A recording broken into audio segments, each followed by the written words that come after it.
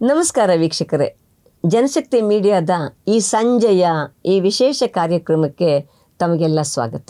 ನಾನು KS ವಿಮಲಾ. ನಮ್ಮ ವೀಕ್ಷಕರನ್ನು ಕಲ್ಯಾಣದತ್ತ ಕರ್ಕೊಂಡು ಹೋಗೋದಕ್ಕಾಗಿ ಜನಶಕ್ತಿ ಮೀಡಿಯಾ ಈ ಒಂದು ವಿಶೇಷ ಚರ್ಚೆ ಅಥವಾ ಕಾರ್ಯಕ್ರಮವನ್ನು ಹಮ್ಮಿಕೊಂಡಿದೆ. ನಮ್ಮ ಜೊತೆಗೆ ಕಲ್ಯಾಣ ಕರ್ನಾಟಕದ ನೆಲದಿಂದ ಲವಿತ್ರಾ ವಸ್ತ್ರದ ಮತ್ತು ಪ್ರಮೋದ್ ಪಂಚಾಲ್ ಇವರಿಬ್ಬರು ಕೂಡ ಇದ್ದಾರೆ. ಲವಿತ್ರಾ ಮತ್ತು ಪ್ರಮೋದ್, ನಿಮಗಿಬ್ಬರಿಗೂ ಸ್ವಾಗತ. ಲವಿತ್ರಾ ವಸ್ತ್ರದ ರಾಜ್ಯದ ಯುವ ನಾಯಕಿ, ಪ್ರಮೋದ್ ಪಂಚಾಲ್ ಅವರು ಕವಿಗಳು. ಇವರಿಬ್ಬರು ಕೂಡ ಕಲ್ಯಾಣ ಕರ್ನಾಟಕದಲ್ಲಿ ಹಲವಾರು ಪ್ರಗತಿಪರ ಚಿಂತನೆಗಳ ಜೊತೆಗೆ ತಮ್ಮನ್ನು ಜೋಡಿಸ್ಕೊಂಡು ಜೀವಪರವಾದಂತಹ ಹಲವಾರು ಚಟುವಟಿಕೆಗಳಲ್ಲಿ ತೊಡಕೊಂಡಿರೋ ಅಂಥವ್ರು. ಪ್ರಮೋದ್ ಅವರು ಸ್ವತಃ ಕವಿಗಳು ಮತ್ತು ಆ ಪ್ರಮೋದ್ ಬರೆದಿರುವಂತಹ ಕವನಗಳನ್ನು ಹಾಡುವ ಹಾಡುಗಾರ್ತಿ ಲವಿತ್ರಾ ಕೂಡ. ಸೊ ಇವತ್ತು ಅವರಿಬ್ಬರು ಕೂಡ ನಮ್ಮ ವೀಕ್ಷಕರಿಗೆ, ನಮಗೆ ಕಲ್ಯಾಣ ಕರ್ನಾಟಕದಲ್ಲಿ ಒಂದು ಬಹುತ್ವ ಸಂಸ್ಕೃತಿಯನ್ನು ಉಳಿಸುವ, ಬೆಳೆಸುವಂತಹ ಒಂದು ಭಾರತೋತ್ಸವ ಅಂತ ಆಯೋಜನೆ ಮಾಡುವ ಹಲವಾರು ಸಂಘ ಸಂಸ್ಥೆಗಳು, ವ್ಯಕ್ತಿಗಳು, ಶಕ್ತಿಗಳ ಜೊತೆಗೆ ಒಂದಾಗಿ ಕೆಲಸ ಮಾಡ್ತಾ ಇದ್ದಾರೆ.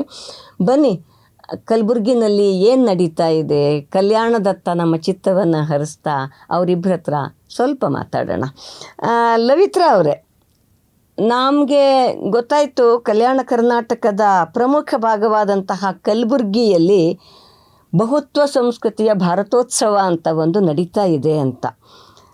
ಕಲ್ಯಾಣ ಕರ್ನಾಟಕ ಅಂತಂದರೆ ಕಾಯಕ ಸಂಸ್ಕೃತಿಯನ್ನು ಪ್ರತಿಪಾದಿಸಿದಂತಹ ಸ್ಥಳ ಅಂತ ಅಲ್ಲಿಯ ವಚನ, ತತ್ವಪದ, ಶರಣರ ಸಂಸ್ಕೃತಿ ಇದೆಲ್ಲದರ ಮೂಲಕ ನಾವು ತಿಳ್ಕೊಂಡಿರೋ ಅಂಥವ್ರು. ಹಾಗಾಗಿ ಅಲ್ಲಿ ಈ ಒಂದು ಬಹುತ್ವ ಸಂಸ್ಕೃತಿಯ ಭಾರತೋತ್ಸವ ಅಂತ ಅನ್ನುವಂತಹ ಒಂದು ಕಾರ್ಯಕ್ರಮವನ್ನು ನಡೆಸ್ತಾ ಇದ್ದೀರಿ. ಸೊ ಅದು ಏನು ನಡೆಸ್ತಾ ಇದ್ದೀರಿ ಅಂತ ನಮಗೊಂದು ಸ್ವಲ್ಪ ವಿವರಗಳನ್ನು ಕೊಡಬಹುದಾ? ಒಟ್ಟಾರೆ ಒಂದು 40 ಸಂಘಟನೆಗಳು ಜೊತೆಗೆ ಸೇರ್ಕೊಂಡು ಈ ಬಹುತ್ವ ಸಂಸ್ಕೃತಿ ಭಾರತೋತ್ಸವ ಅನ್ನುವಂತ 3 ದಿವಸದ ಮಟ್ಟದೊಂದು ಕಾರ್ಯಕ್ರಮವನ್ನ ಇಲ್ಲಿ ಮಾಡ್ತಾ ಇದ್ದೀವಿ. ಯಾಕಂದ್ರೆ ನಾವು ನೋಡ್ತಾ ಇದ್ದೀವಿ ಇತ್ತೀಚೆಗೆ ಒಂದೇ ಸಂಸ್ಕೃತಿಯನ್ನ ಇಡೀ ಜನರ ಮೇಲೆ ಹೇರುವಂತಹ ಕೆಲಸ ನಡಿಲಿಕತ್ತದ. ಈಗ ಏಕ ಸಂಸ್ಕೃತಿ, ಏಕ ಭಾಷೆ ಅನ್ನುವಂಥದ್ದೇನ್ ನಡಿಲಿಕತ್ತದ, ಅದನ್ನ ನಾವು ಎದುರಿಸ್ಬೇಕಾಗ್ಯದ ಇವತ್ತು. ಯಾಕಂದ್ರೆ ನಾವು ಸೌಹಾರ್ದ ಪರಂಪರೆಯನ್ನ ಇಟ್ಕೊಂಡು ಬೆಳೆದಂತಹ ನಾಡಿದು ನಮ್ಮ ಕಲ್ಯಾಣ ಕರ್ನಾಟಕ ನಾಡು. ಎಲ್ಲ ಯಾವುದೇ ರೀತಿ ಜಾತಿ ಆಗ್ಲಿ, ಧರ್ಮ ಆಗ್ಲಿ, ಭೇದ ಭಾವ ಮಾಡ್ಲಾರ್ದಂಗ ಒಗ್ಗಟ್ಟಿನಿಂದ ಬೆಳೆದಂತಹ ನಾಡು ನಮ್ಮದು. ಹಂಗಾಗಿ ನಮ್ಮಲ್ಲಿ ಕೋಮುವಾದೀಕರಣ ಇವತ್ತು ನಮ್ಮ ಮಧ್ಯೆ ಹೆಜ್ಜೆ ಇಡ್ಲಿಗತ್ತದ. ಅದನ್ನ ಎದುರಿಸ್ಲಿಕ್ಕೆ ನಾವು ಈ ಬಹುತ್ವ ಸಂಸ್ಕೃತಿ ಭಾರತೋತ್ಸವ ಕಾರ್ಯಕ್ರಮವನ್ನ ಇಲ್ಲಿ ನಾವು ಆಯೋಜಿಸ್ಕೊಂಡಿದೀವಿ. ಇದು ಒಂದು 3 ದಿವಸದ ಉತ್ಸವ ರೀತಿಯಲ್ಲಿ ನಾವು ಇದನ್ನ ಮಾಡ್ತಾ ಇದ್ದೀವಿ. ಓಕೆ, ಆ ಉತ್ಸವದ ವಿವರಗಳಿಗೆ ಮತ್ತೆ ಬರೋಣ. ಪ್ರಮೋದ್ ಅವರೇ, ನಾನು ಪ್ರಾರಂಭದಲ್ಲೇ ಹೇಳಿದ ಹಾಗೆ ಮತ್ತು ನಮಗೆಲ್ರಿಗೂ ಗೊತ್ತಿರುವ ಹಾಗೆ ಕಲ್ಯಾಣ ಕರ್ನಾಟಕ ಅಂತಂದರೆ ಶರಣ, ಸೂಫಿ, ವಚನಗಳ ಸಂಗಮದ ನೆಲ ಇದು. ಸೊ ಈ ನೆಲದಲ್ಲಿ ಲವಿತ್ರಾ ಅವ್ರು ಹೇಳ್ತಾ ಇದ್ದರು, ಕೋಮುವಾದೀಕರಣಗೊಳ್ತಾ ಇರೋ ಅಂಥದ್ದು ಅಥವಾ ಏಕ ಸಂಸ್ಕೃತಿಯನ್ನು ಅಲ್ಲಿ ಉಳಿಸೋದಕ್ಕೆ, ಬೆಳೆಸೋದಕ್ಕೆ ಪ್ರಯತ್ನ ಮಾಡ್ತಾ ಇರೋದ್ರ ಬಗ್ಗೆ ಇರೋ ಕಾರಣಕ್ಕಾಗಿ ಇಂಥದ್ದೊಂದು ಕಾರ್ಯಕ್ರಮ ಮಾಡ್ತಾ ಇದ್ದೀವಿ ಅಂತ.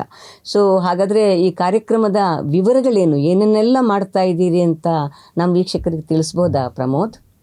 ಕಲ್ಯಾಣ ಕರ್ನಾಟಕದಲ್ಲಿ ಅನೇಕ ಲವಿತ್ರಾ ಅವರು ಹೇಳ್ದಂಗೆ ಸೂಫಿ, ಶರಣರು, ಸಂತರು ನಡೆದಂತ ಈ ನೆಲದಲ್ಲಿ ಈಗಾಗಲೇ ಕೋಮುವಾದೀಕರಣದ ಕೆಲಸ ಅತಿ ಹೆಚ್ಚು ಬೆಳಕಿಗೆ ಬರ್ತಾ ಇದೆ. ಅದನ್ನ ವಿರೋಧಿಸುವುದು ಮೊಟ್ಟ ಮೊದಲು ವೈಚಾರಿಕ ಚಿಂತನೆ ಉಳ್ಳಂತ ಸಂಘಟನೆಗಾರರದು, ಹೋರಾಟಗಾರರದು ಕರ್ತವ್ಯ.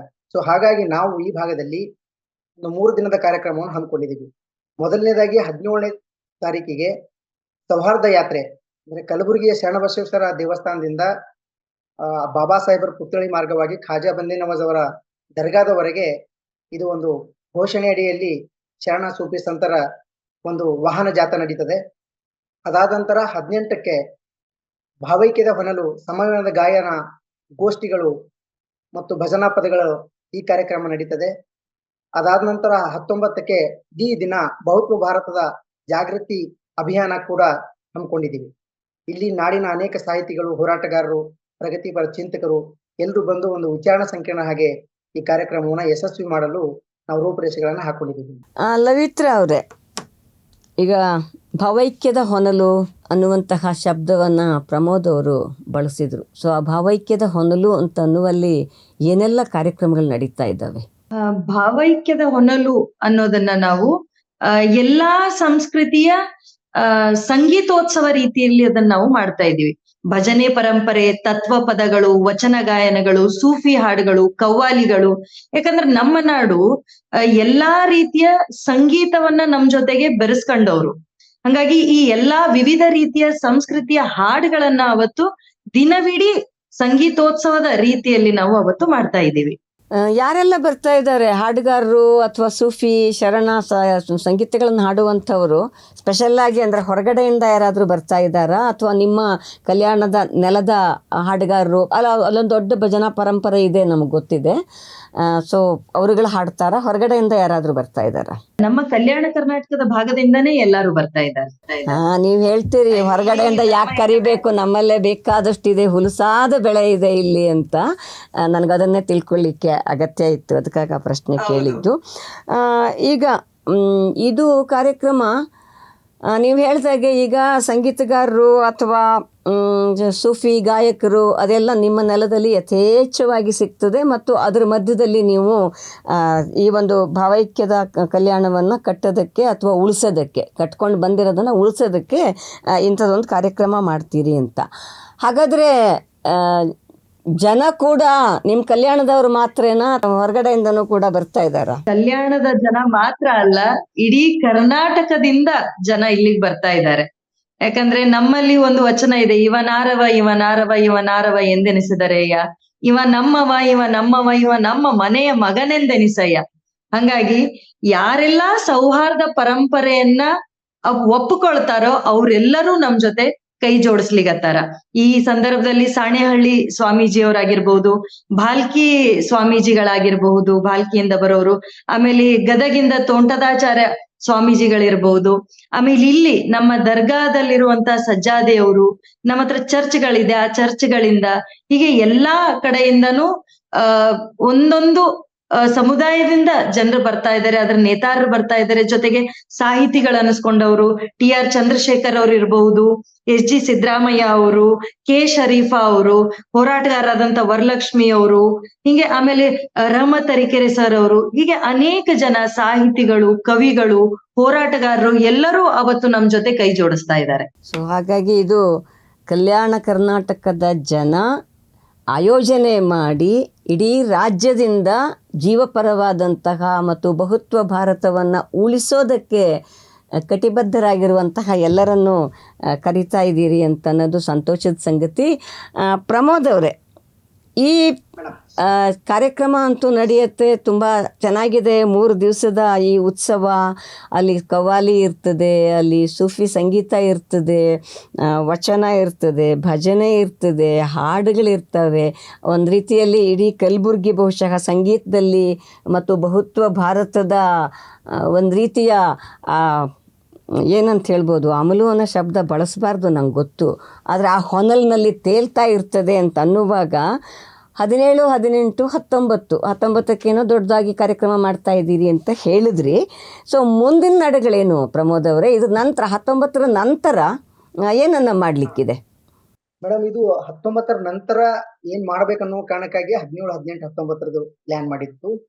ನಮ್ಮ ಭಾಗದಲ್ಲಿ ಮೂಲಭೂತವಾಗಿ ಶೈಕ್ಷಣಿಕ ಬಹಳ ಹಿಂದುಳಿದು ಹೋಗಿದೆ. ಬಡತನ ಮತ್ತಷ್ಟು ಹೆಚ್ಚಾಗ್ತಾ ಇದೆ, ಅಪೌಷ್ಟಿಕತೆಯಿಂದ ಬಳಲ್ತಾ ಇದ್ದಾರೆ, ನಿರುದ್ಯೋಗ ಇದೆ, ವಲಸೆ ಹೋಗ್ತಾ ಇದ್ದಾರೆ. ಅದನ್ನೆಲ್ಲವನ್ನೂ ಕ್ರೋಢೀಕರಣಗೊಳಿಸಿ ನಾವು ಈ ಭಾಗದಲ್ಲಿ ಮುಂದಿನ ದಿನಗಳಲ್ಲಿ ಕೋಮುವಾದೀಕರಣಗೊಳಿಸುವಂತ ಎಲ್ಲರಿಗೆ ಧರ್ಮ ಅನ್ನೋದನ್ನ ಬಿಟ್ಟು ಮನುಷ್ಯ ಧರ್ಮ ಒಂದೇ ಅನ್ನುವ ರೀತಿಯಲ್ಲಿ ಅನೇಕ ಕಾರ್ಯಕ್ರಮಗಳನ್ನ ಹಮ್ಮಿಕೊಳ್ತೀವಿ. ಅದಲ್ಲದೆ ನಮ್ಮ ಮೂಲಭೂತ ಕರ್ತವ್ಯ ನಮ್ಮದೇನಂದ್ರೆ, ಇಲ್ಲಿ ಈ ಭಾಗದಲ್ಲಿ ಕಲ್ಯಾಣ ಕರ್ನಾಟಕದಲ್ಲಿ ಭಾವೈಕ್ಯತೆ ಮೂಡಬೇಕು ಮೊದಲನೇದು. 2ನೇದು ಶಿಕ್ಷಣ, ಬಡತನ, ನಿರುದ್ಯೋಗ ಇವೆಲ್ಲವನ್ನ ಬಹಳ ಗಟ್ಟಿಗೊಳಿಸಲು ನಾವು ಪ್ರಾಮಾಣಿಕವಾಗಿ ಕೆಲಸ ಮಾಡ್ತೀವಿ.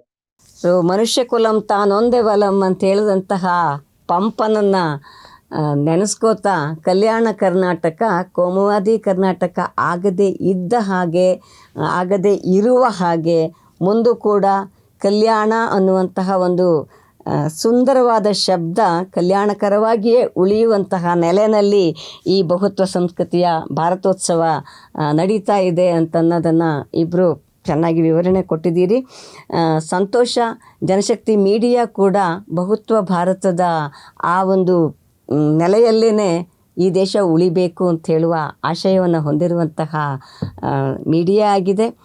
ಸೊ ಜನಶಕ್ತಿ ಮೀಡಿಯಾದ ವೀಕ್ಷಕರು ಎಲ್ರಿಗೂ ಕೂಡ ನಾವು ಬಹುತ್ವ ಭಾರತವನ್ನು ಉಳಿಸುವ ಮೂಲಕ ಈ ನೆಲದ ಪರಂಪರೆ, ಈ ನೆಲದ ಸಂಸ್ಕೃತಿಯನ್ನು ಏಕಸಂಸ್ಕೃತಿಯತ್ತ ಒಯ್ಯೋದಕ್ಕೆ ಪ್ರಯತ್ನ ಮಾಡುವವರ ಆ ಯತ್ನವನ್ನು ಹಿಮ್ಮೆಟ್ಟಿಸೋದಕ್ಕೆ ಖಂಡಿತವಾಗ್ಲೂ ಕೂಡ ಈ ನಾಡಿನ ಜನ ಎಲ್ಲರೂ ಕೂಡ ಕೆಲಸ ಮಾಡಬೇಕು ಅನ್ನುವಂತಹ ಆಶಯ ಇರೋ ಅಂಥದ್ದು.